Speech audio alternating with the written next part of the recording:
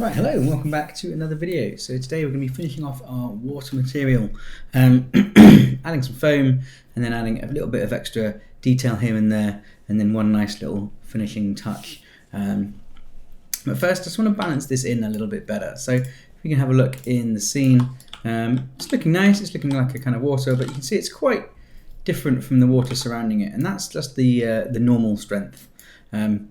We have a look here, there's actually it's a very subtle kind of surface noise to this, and we've got quite a heavy normal happening here, so we just want to give ourselves a control for that, and then we can dial it back to try and match a bit more into the water that's happening here. So if you remember back to our normals, we added a detail normal, and we added a strength control for that by lerping between 0, 0, 1. And this is our sort of representation of a perfectly flat surface, and our actual detail normal, and we can control the strength of this. We didn't do anything similar up here with these normals, so all I'm going to do is I'm going to keep this as what it is, detail normal strength, and I'm just going to duplicate it basically, and do it for the whole thing at the end, and just call it normal strength. And this is going to let me scale my normals entirely up and down, and at this point it's going to have no normals at all, and we'll just apply it like this and have a look, and we should see a perfectly smooth flat surface with a little bit of that undulation coming from the world position offset shader. And give it a sec to compile. I gave it back on translucent now, so it's going to be a little bit expensive and time consuming, and you can see we're getting this smooth sort of water blob, and there we are. And you can't see, well, you can still see the surface is there, you're seeing the reflections and things, which is what I wanted, and we're just going to dial these normals in ever so slowly, and just give a little bit of strength. So just even a 0.1, this is 10% of where we were before, even that's a little bit strong. So you can get away with a really small amount, maybe 0.05. There we are. Just want to blend that in, and maybe I need to adjust my tiling as well.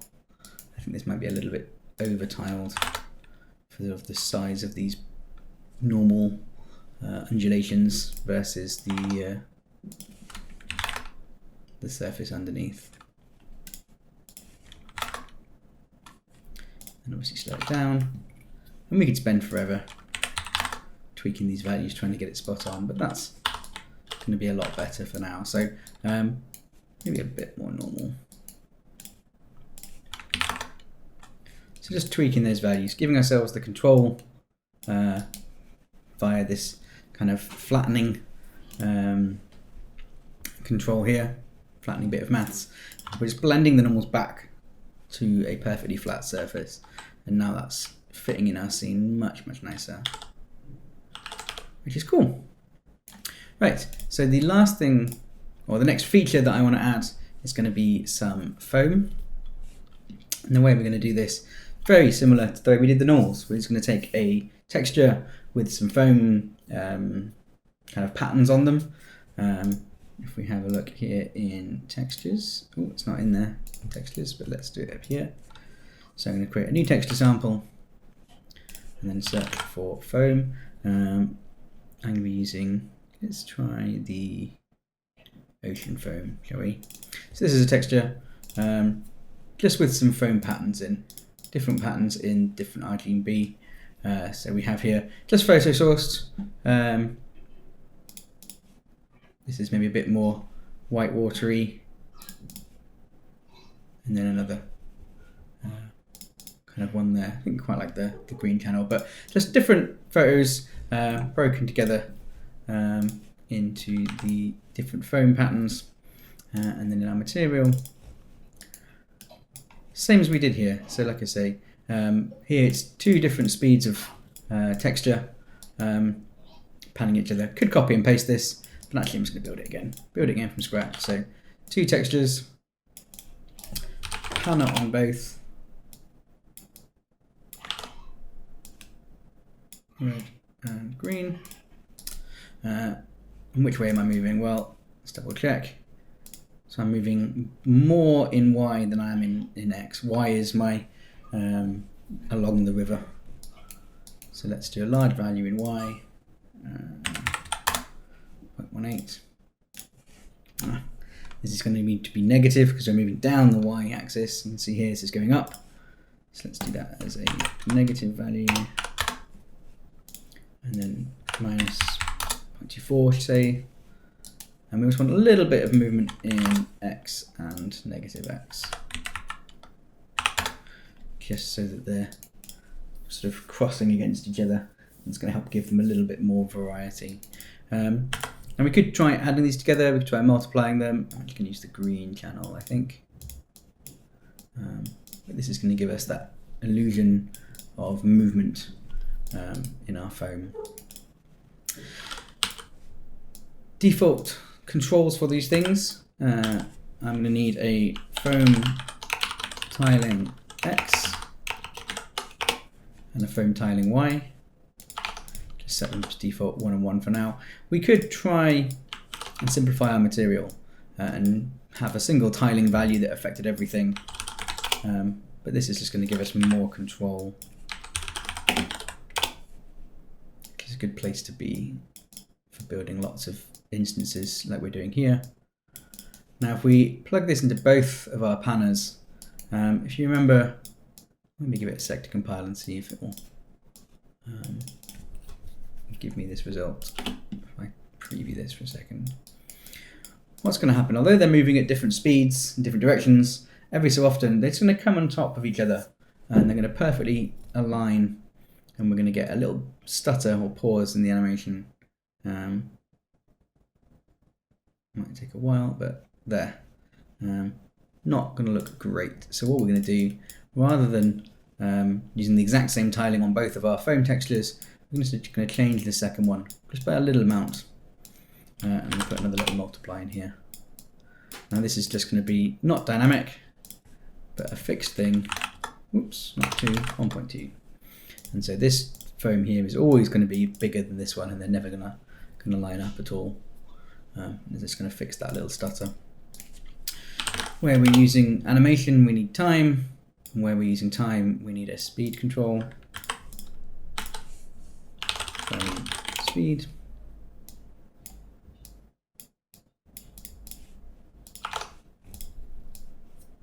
That's going to go in both of our time inputs, so we can speed up and slow this down. And that's it. That's it for the foam, really. We're going to add a few more features. Make this work quite nicely. I think maybe it's too much diagonal for my tastes, so I'm just going to give it a little bit more higher values in the Y values. We can always scale back the speed later, so it's more about the relative values between the two. Now it's a bit more horizontal, a bit more vertical with less horizontal, I should say. That's kind of working pretty well, I think. Now, I'm not just going to add this on top. I'm going to have myself a control. How much foam do I want? And to start with, I'm just going to do this as a foam intensity.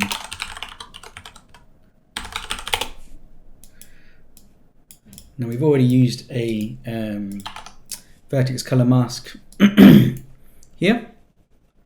And this is in our opacity, so this is already going to fade our foam out, so we don't really need to worry about that at the moment. But what I might do is put this into the emissive channel. Now, foam doesn't really glow. This is a bit of an approximation. But if you just put this in the base color, what foam actually is little air bubbles, and they refract the light and they bend it all back. And what you're seeing with the sort of the whiteness of the foam is usually the sort of the light being reflected and refracted back. But if we just put this in base color and let it kind of render, it's going to take that lighting into account as well. And quite often you struggle to get enough brightness. So what I prefer to do, use the emissive, and we can always scale this back depending on our lighting situation. It will mean that different rivers, different lighting situations will need different values. So if you had the same river in day and night, you might need to control this because you're doing it as a sort of a fake. But it also means you can get a lot of control over how much foam you want to have. Oh, let's just apply this so I can see it in the world.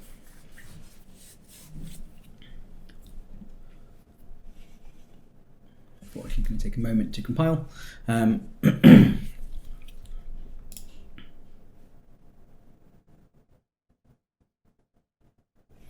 And there we are, we can see our foam. Obviously if we bump this up really high, it's going to start looking a bit glowy.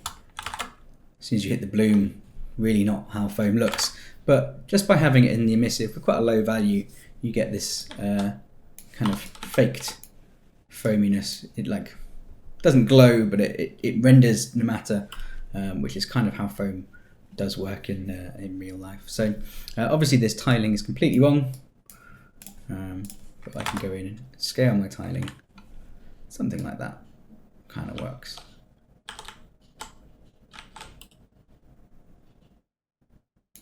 Now you could go in and you could add more different scrolling foam noises, different speeds. Maybe try the other texture, see how that reads. Compile. See this in the world. But I think this will do for now. What I do want to do is, rather than having it be a uniform amount everywhere, I want to control this with vertex to painting. I want to give the user the ability to kind of put extra foam around rocks and then have bits where there's less foam. And the best way to do that that's kind of working a bit better, I think, that texture. Best way to do that and sort of dynamically control things in the world is with vertex painting. So in this case, I might keep the foam here around this new rock and then scale it back over here in the center. And if we look at our vertex colors, we've used a red for a mask. We haven't used a green yet, but I'm going to be using green for something else. And what we're going to do is use the blue channel. So vertex color. There we are. Now the way I'm going to do this is actually I'm going to use the vertex color data to subtract from our masks. Could multiply. It's just different ways of combining things. I think this gives you slightly better kind of result, but it's all very sort of much of a muchness really. So if I were to take this, well, let's try multiplying it. That'll do for a first start. See. So what I'm going to do is wherever I've painted my blue channel, I'm going to multiply that by my mask and I'll get foam. I'm going to apply this and have a look.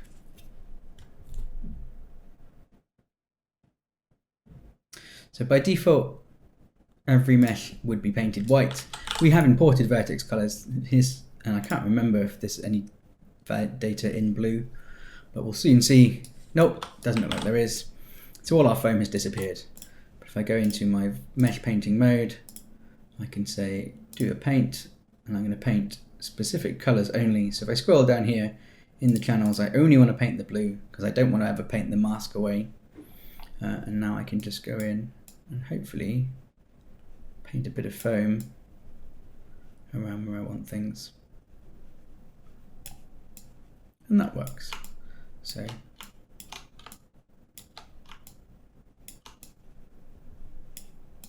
now because I'm now painting black and white values, I can't add additional foam. Well, if I go back over to my material, I could maybe bump my foam intensity up. If I say put this up to maybe 5, it's a bit high. Let's do 3. I can always paint grey or like a value lower than 1 here in my blue channel, and that will allow me to kind of have a bit more range, I guess. And so I can kind of go in and paint up where I might want really foamy bits, medium foamy bits. So these are now a bit too bright. If I just go into my paint, rather than painting white, remember we're only painting in the blue channel, so I don't need to worry about this. I'm just using this as black and white. And let's paint something about, 0.3.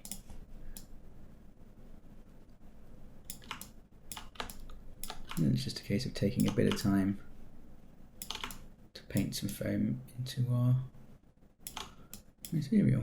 And I can go and do a second pass, maybe with a bit brighter, just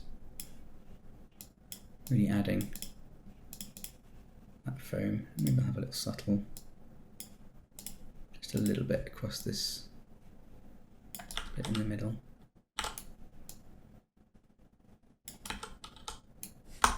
And there we are. And that works quite nicely.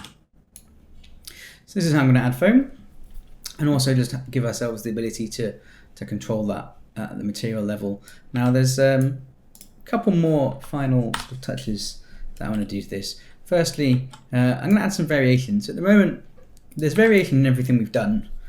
So the normals aren't completely static. We've added variation there, but I just want a bit more large-scale variation.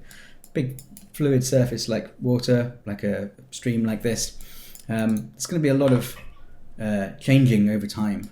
And so I'm going to do that in exactly the same way we did the water foam with a couple of scrolling textures. So let's do this. Foam. And then I'm just going to bring in a new texture. I'm just going to use a, not that clouds. What noise is there? Noise mask.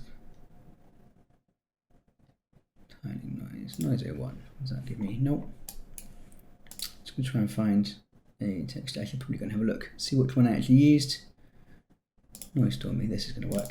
So this is just going to be some black and white values. This is pictures of clouds that I've made tile. But what we want is quite a large scale amount of noise. So areas where we're going to have slightly less foam, slightly more foam, slightly less normals, slightly more normals, slightly less opacity, slightly more opacity. And we're just going to use this mask, scrolling in different ways to create this kind of really subtle large scale variation. Now, if we don't want to do this step, that's fine. I think where we are, it's looking pretty good. But this is just going to give you that little bit of extra fidelity if you've got the time to put it in and you've got the performance to use it. So here we go.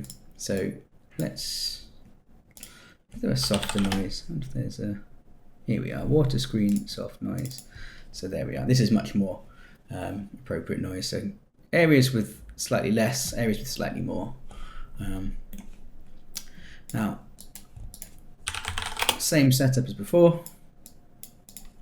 2 sets of panners. Moving in the -y direction with a little bit in x. And let's put -x in that side. So that they're just crossing against each other in that kind of diagonal way. I'm going to multiply the red channels. We should see a sort of interaction between these two. Same setup. So tiling multiplied by a noise tile x, noise tile y.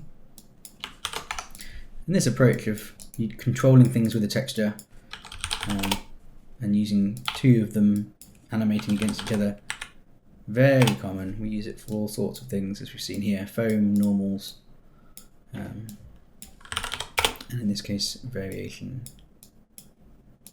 A slightly different value there.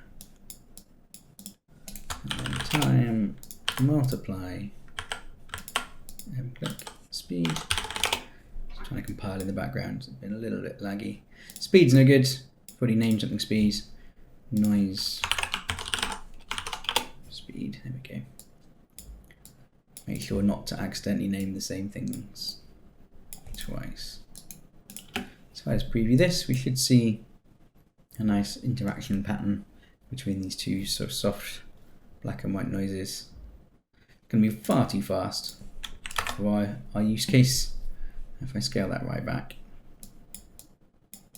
and then that's good. That's going to work for us.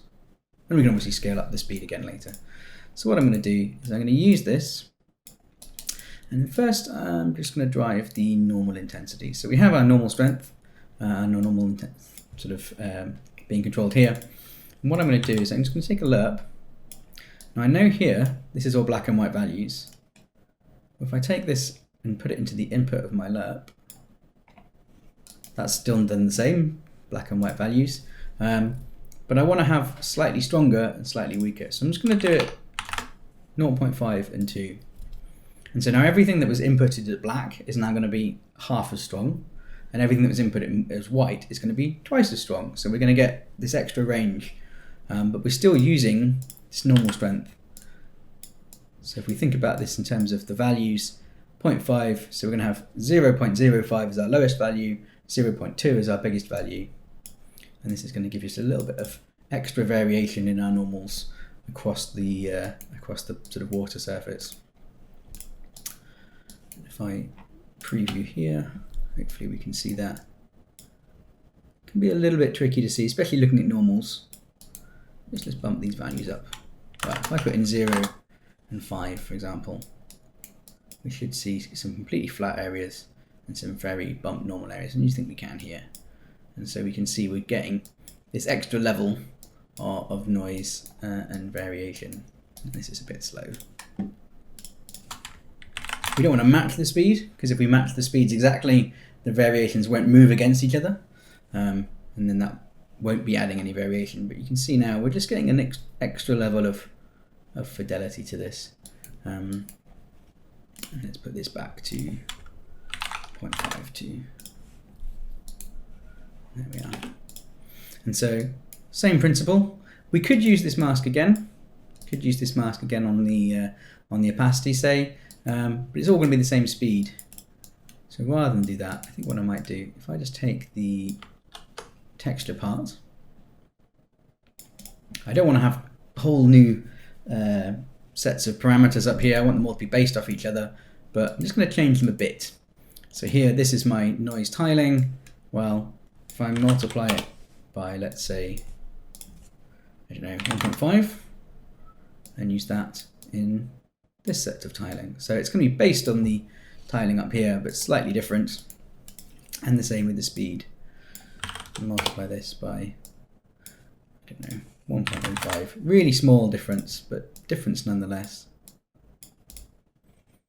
And because we're always using the same mask, we're not adding too much extra complexity. If we were using different textures, that would be a whole different thing. We'd be adding a lot more texture samplers. And you can see here, it's very similar, but not quite the same, which is working quite nicely. And I can use this to control, let's say, my opacity. So here my opacity is 0.85. Well, what happens if I multiply it by a lerp? And let's just do 0.9 and 1.1. So we're going to go slightly lower and slightly higher. And I can put that in here and control this. And it's just a little subtle extra bit. Again, if you're not, if you don't want to have to do this, if your water's already looking really good, that's fine. And I'm going to call this noise variation. There we are. But this is a nice way of giving you sort of this large scale. So we have sort of macro, small scale details, then we have sort of medium scale details, and this is that kind of large scale detail. And if we put our tiling here, this is working. But we can put our tiling around really quite low, 0.2, 0.5. So now it's not even covering the whole mesh, but obviously as it's moving, we're getting that data visible at some point. Might be a bit difficult to see because it's quite a subtle effect. That's kind of what we're going for, is quite a subtle effect. But hopefully, if we look at it now with these extra noise variation things in there, it's going to make it just sing that little bit more variation.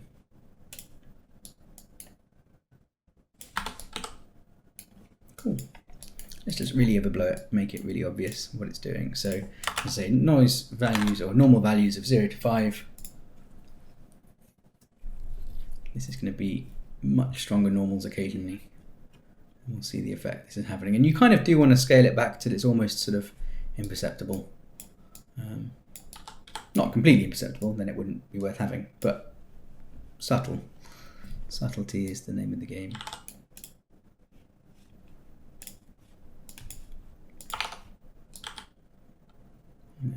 So I scale up those normals massively. You can see occasionally we're getting really strong normals, and occasionally we're getting sort of more subtle flat normals, but the normals themselves are always moving, but the mask that's moving or controlling where the high and low normals are is also moving, and we're getting much more kind of life and variety in that. So the more layers of speeds and masks and things you add, the more fidelity you're going to get. That's far too high. Maybe I'll leave it. It's quite a large range. 0.1, let's say 3. I don't want to be quite as high as it was. Cool. Almost done. One more little optional extra that I wanted to add.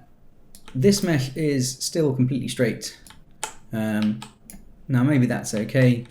In this instance, we've broken that straightness up with a little bit of well position, but I'm going to add another feature, and that's going to be the feature of the ability to sculpt this a little bit. So if we had maybe a sort of a curved, which way around, sort of curved this way, kind of waterfall, you wouldn't. Well, you could go and export another mesh, bring that in, that would work fine. But if we just want to kind of like tweak it in place, I'm going to add the ability to sculpt this, and we're going to do that with that last vertex color channel, the green channel, and the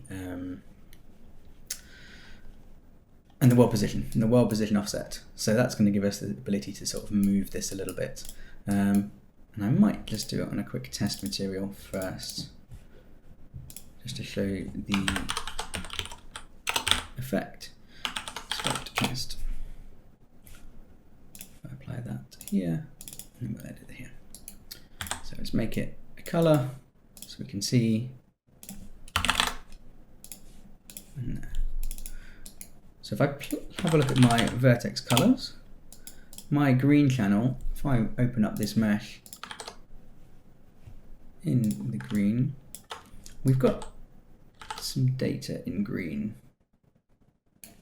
Can't remember how we exported this. No matter, it's fine. We'll overwrite that data and work from scratch. So if I just take my vertex color in green, and all I'm going to do is I'm going to take the that same transformed vector. So red transformed to world space. So from local space to world space. So this is forwards on our mesh. That's that. And I'm going to multiply it by my green channel. So I've got a direction and a mask, and then I also need an amount. And I'm going to call this WPO sculpt intensity with a capital I. And this is going to control how far it's going to move. I'm going to be moving it forwards along that local axis. If I plug that into my world position offset, we've got a direction, we've got a mask to control where that is, and we've got an intensity value. It shouldn't take long to compile. There we go. So if I set my sculpt intensity up, let's say 50 units, so you can see the whole thing's moved. So currently the whole mesh is painted white in the green channel, or value of 1 in the green channel, and I can move it forwards as so. And I could move it backwards. Negative values are going to work as well. That's not a problem. And a value of 0 obviously isn't going to move it at all. So if I change this just to, let's say 100 for now, and then just go in and paint this. So in this case, I'm going to paint in my green. And you can always see what's in your color channel. So if you go to color view mode, if I look at it in green, it's 100% green. So let's paint this back. I'm just going to delete bits here. Obviously, you can spend a bit more time on your mesh painting if you like. But what we should see here now, if I go back up to a full color,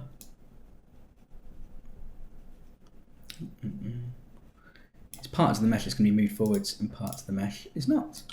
And so we've got the ability to go in,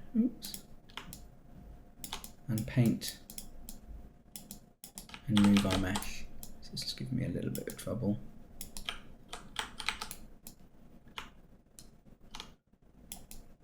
Yeah, it's not responding particularly well because the mesh is moved as well as you're trying to paint on it while it's moved, which is a little bit awkward for the system to do. But if you go back to the green channel, it's now an unmoved mesh. You can go back and paint this. Now this would work fine. You've got to pick whether you're going to move the mesh forwards or move the mesh back. But sometimes, or an alternative might be to paint the mesh 0.5 green because that's what I'm going to do here now. So if I go to set this 0.5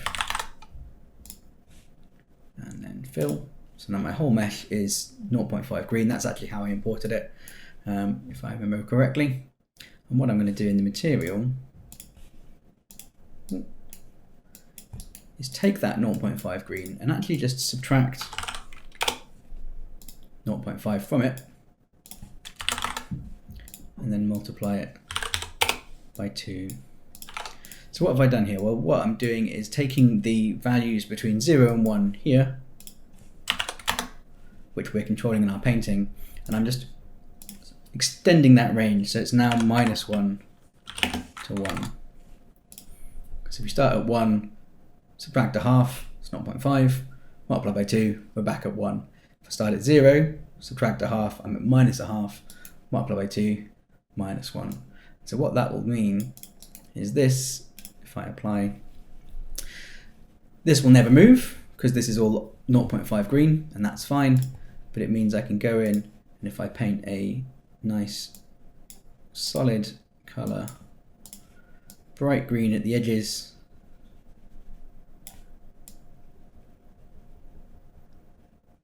and then go in and paint much less green in the center, when we look, this bit will have moved backwards and these bits will have moved forwards.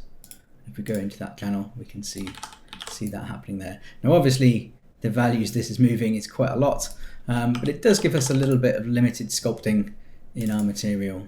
So if I put this back to like 15, there we go. And you can see you can kind of now scale how you want this to sort of affect your mesh. Up to you. I quite like having the ability to sculpt in both directions, but you might find that actually you don't need to. You can just sort of mask that out and sculpt in a single direction. And there we are. Cool. Now this is great on my test material, but I need to copy it into my other material. Simple, done. Copy, paste, and remember this is all as an offset, so I can just add this in and add that to the existing world position offset data. So we've got 3 lots of world position offset things happening. One is this top one, which is the noise. This was our middle one, and this was our profile, and then this is our last bit. This is the sculpt. There we are. I'll extend that out so they're not overlapping. Cool. And there we have our final material. So just to recap, first and most important thing for a water material is going to be the normals. We need to turn on the translucent and then surface translucency volume blend mode or lighting mode, so that we can see the normals being affected on our translucent material. It will be expensive. Not a lot we can do about that, unfortunately. So normals first, different, or the same normal map moving at different speeds, and then I've used a second normal map to create sort of details, and as many as you combine here, more maps combined will give you a better result, but at more cost. So 2, maybe 3 is a good sort of baseline, and you'll get a good result in that. Anything less than, if you only use 1, you won't see any motion between the sort of normals. So yeah, 2 or 3 is a good starting point. After the normals, we did the opacity. So we built up some angle-based opacity based on the Fresnel, depth fade to give us soft edges, a vertex color mask for the actual mesh edges, and then just a scale value so we can control how opaque or not our material is. Then we added some refraction, and this will give us a little bit of refraction where we're looking through our material. And this is going to be also controlled by a lot of the same masks here, so that we're not getting refraction where we're getting the Fresnel. In fact, have I done this the wrong way around? No, this is probably okay. So my refraction needs to be the other way on the Fresnel, doesn't it? Because I do want refraction in the center and not around the edges. So let's just unpin this. it's the depth fade and the vertex mask I want to be the same. So if I do this and swap these round, so the vertex mask and the depth fade, then multiply in the Fresnel.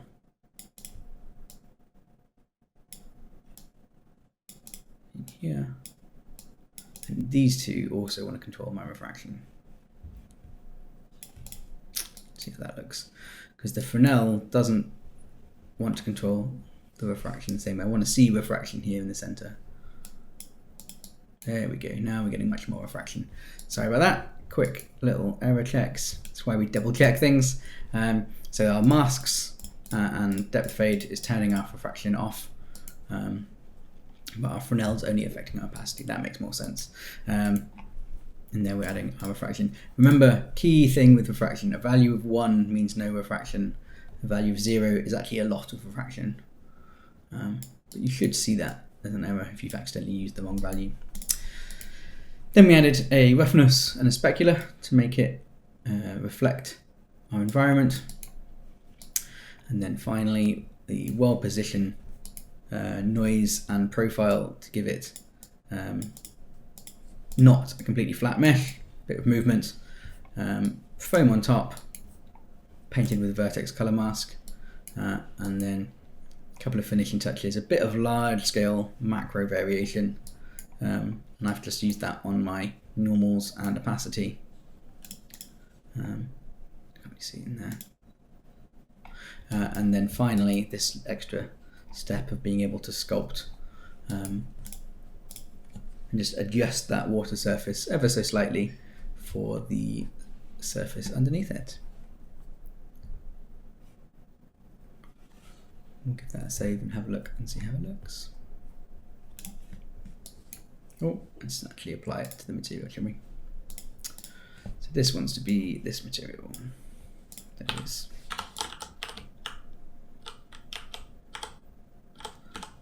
Alright, not a bad result.